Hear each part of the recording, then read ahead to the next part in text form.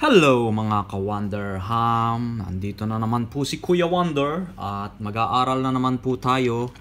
Ngayon ang pag-aaralan natin, magpa-practice tayo ng pag-graph ng polynomial functions. So ito ang ating example na gagawin. F of x is equal to x minus 1 squared times x plus 1. Pero bago yan, pag-aaralan muna natin uli yung mga nasa module nyo. Unang-una, yung pinaka-importante sa pag-graph ng polynomial function ay ang end behavior. So, meron kayong parang table dun sa inyong module ng end behavior. Yung may yung coefficient is greater than 0, tapos ang exponent, ang degree ay even or odd. So, i-explain natin yan sa mas madaling paraan. So halimbawa ang graph ang ating function ay f of x equals x. So itong f of x pwede mong isulat niya na y equals x. So ganyan lang kasimple. So itong x, ang degree niya ay 1 kasi pag x lang raised to the first 'yon. Ang kanyang coefficient ay 1 din. Pag x lang 1 yung katabi niyang number, tapos positive 'yan. Ano ba ang graph ng y is equal to x? So, ito yung y-axis. Ito yung x-axis. Linear equation siya. Ang graph niya ay ganito. Yan. So, ang sabi sa module natin sa end behavior, kapag ang ating leading coefficient ay greater than 0 or positive, ibig sabihin, so positive ang coefficient natin, positive 1. At ang ating degree ay odd, ito odd to. So sa left side, ito yung left, ito yung right. Sa left side ay falling yung ating graph. Pababa yung ating arrow, ito pababa. Sa right side naman, rising. Ibig sabihin pababa yung ating, pababa na naman, pataas yung ating arrow. Paano naman kapag y is equal to negative x? So, ang degree niyan ay 1 pa rin. Odd number pa rin yung degree niya. At ang kanyang coefficient ay negative 1 na. Less than 0. So, kapag negative daw ang coefficient at odd ang iyong degree, ang left side mo naman baliktad. Rising naman ang left, falling naman ang right. So, anong magiging itsura ng graph niya? Yung linear equation natin na yan. Ganito ang itsura ng y equals negative x. So, sa kaliwa naman ng rising, left side. Sa kanan naman ng falling, right side. So, ayan ang pinagkaiba. So, ito, again, ito ay y equals x. Itong line na to. Ito naman, y equals negative x. So, kapag negative, sa kaliwa ang taas, sa kanan ang baba. Kapag positive, sa kanan ka aakyat, sa kaliwa ka bababa. So, ganun din kapag y equals x cube. So, positive pa rin to. Positive 1 pa rin ang kanyang coefficient. Positive 1. At add pa rin ang kanyang degree, 3. So, ganun pa rin ang iyong magiging graph. Kaparehas nito. Falling sa kaliwa, rising sa kanan. Pero ang pinagkaiba, kapag x cube na, medyo nag-i-straight siya sa gitna. So, parang ganito. So, rising to. Paakyat siya. Paakyat yung arrow. Paakyat yung arrow mo. Pero, dito, medyo nagpa-flat siya bago siya bumaba. Yan lang ang pinagkaiba. So, halos similar lang sila, di ba? Rising, ito falling. Ito lang straight. Ito, lumiko ng konti. Niliko mo ng konti. So, ibig sabihin, kapag y is equal to negative x cube, baliktad naman. Sa kaliwa naman ng rising, sa kanan naman ang falling. Sa kanan naman ang falling. Kasi negative ang kanyang leading coefficient. Or leading coefficient. or less than 0 yun. Yun ang ibig sabihin sa inyong end behavior na module. Tapos ito naman ay add. So rising sa kaliwa, falling sa kanan. Pero liliko siya ng konti. Gaganyan siya. So ayan ang itsura ng graph ng y is equal to x cube, y is equal to negative x cube. So papaano naman kapag even naman yung degree? So simple lang din uli ang example natin. Y is equal to x squared. So positive x to, positive ang iyong leading coefficient, at even naman ang iyong degree. 2 ang iyong degree. So sa ating module, ang nakalagay doon sa left hand side, rising. Ibig sabihin papaganyan. Ayan, pataas ang arrow mo. Sa right hand side, rising din. Pataas din. So pag kukonekin mo lang sila. So ganyan ang graph na, ay lumiko. Ganyan ang graph ng y is equal to x squared. So kapag negative naman, y is equal to negative x squared. So less than 0 na yung ating coefficient. Yung negative 1 kasi yung coefficient natin, leading coefficient.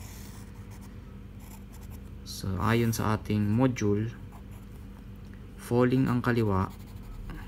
Ibig sabihin, ito yung arrow mo pababa. Falling din sa kanan. So kaya parabola naman pababa ang kanyang graph. Kasi negative, tapos ang degree ay even. So same lang din siya sa halimbawa y is equal to x to the fourth. So magiging ganyan din. Kasi ang x to the fourth ay y equals x to the fourth. So even to, positive to, ganun din. Parang ganyan din ang magiging graph mo. Pag y is equal to negative x to the fourth, so even to, negative naman yung leading coefficient, falling naman sila sa magkabilang side. So paano natin siya i-apply dito? Ito na ang ating gagawin, yung ating example. So f of x is equal to x minus 1 squared, x plus 1. So ayan, paano natin siya i-apply? So yung f of x, gawin muna natin siyang y. X minus 1 squared, x plus 1. Ngayon naman, hahanapin natin yung mga x-intercept. Yun yung isa sa mahalagang points natin, x-intercept. So para mahanap ang x-intercept, gagawin natin 0 ang y. So x-intercept, 0 ang y. X minus 1 squared, x plus 1. So ngayon, factored form to. Kapag naka-factored form, pwede mong i-equal sa 0 ang bawat factor. Kasi, kunwari, ginawa mo tong 0. 0 times mo dito. Hindi 0 yun. O kaya, ito naman ginawa mo 0. 0 times mo dito. 0 ang sagot. So, itong x minus 1, pag in-equal mo sa 0, yung negative 1, nilipat mo sa kanan, magiging positive 1. So, x equals 1. Ito naman, x plus 1, in-equal mo sa 0. So, positive 1 naman nilipat mo sa kanan, magiging negative 1. So, x equals negative 1. So, ito ang iyong mga x-intercept. X equals 1, x equals negative 1. Ano naman ang multiplicity? Yung multiplicity ay yun kung ilang beses to naulit. So, dito mo lang titingnan. Squared 2 eh. Ibig sabihin, 2 beses yan naulit.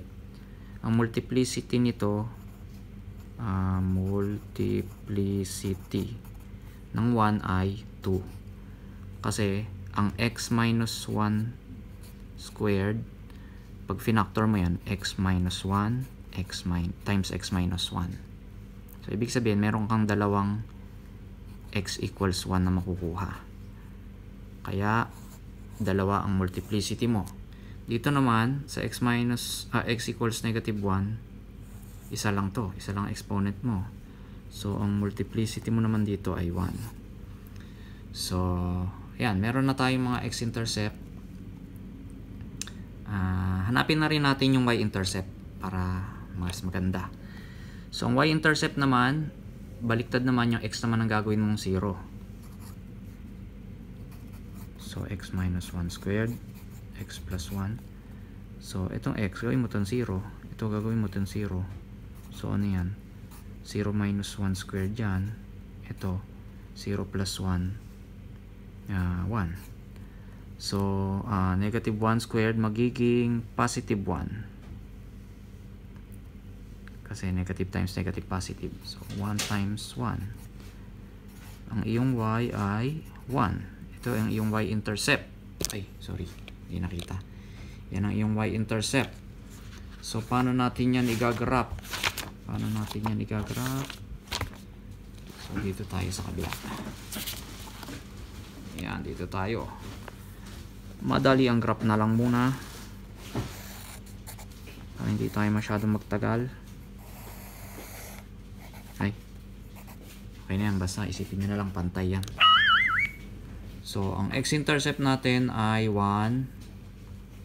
Saan ang 1? Ito. 1, 2, 3. Itong 1. At negative 1. Ito yung negative 1. 1, negative 1. Ang y-intercept naman natin ay 1 din. So, dito.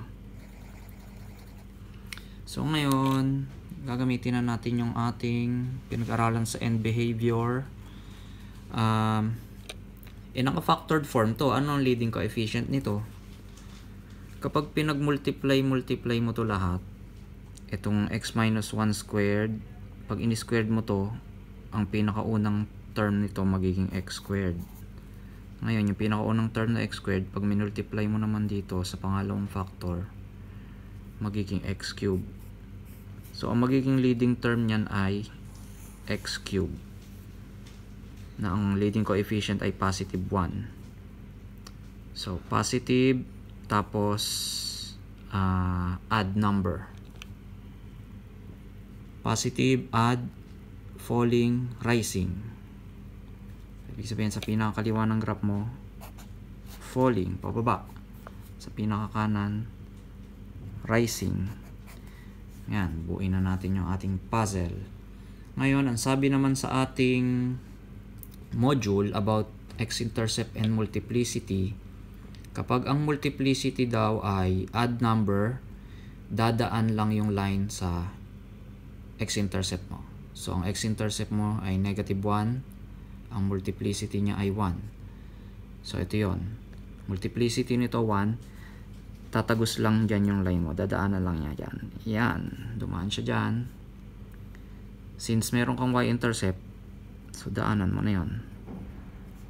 Tapos, kailangan syempre bumalik ka dito sa isa mo pang x-intercept. Dadaan dyan yung line mo eh. Yan.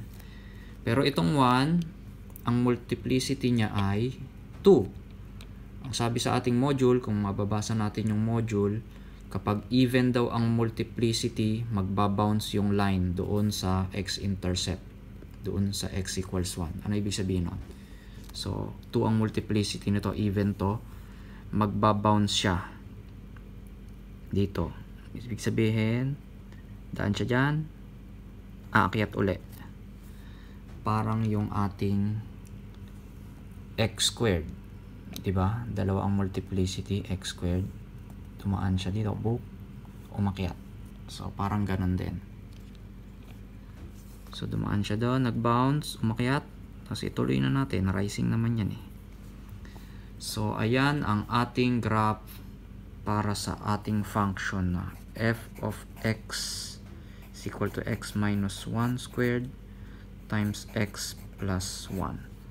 Sana may natutunan kayo sa video na ito, at kung may natutunan kayo, please like, share sa inyong mga friends, tropa at classmate, crush and subscribe. Diba, Ate Ham? Yeah. Bye-bye!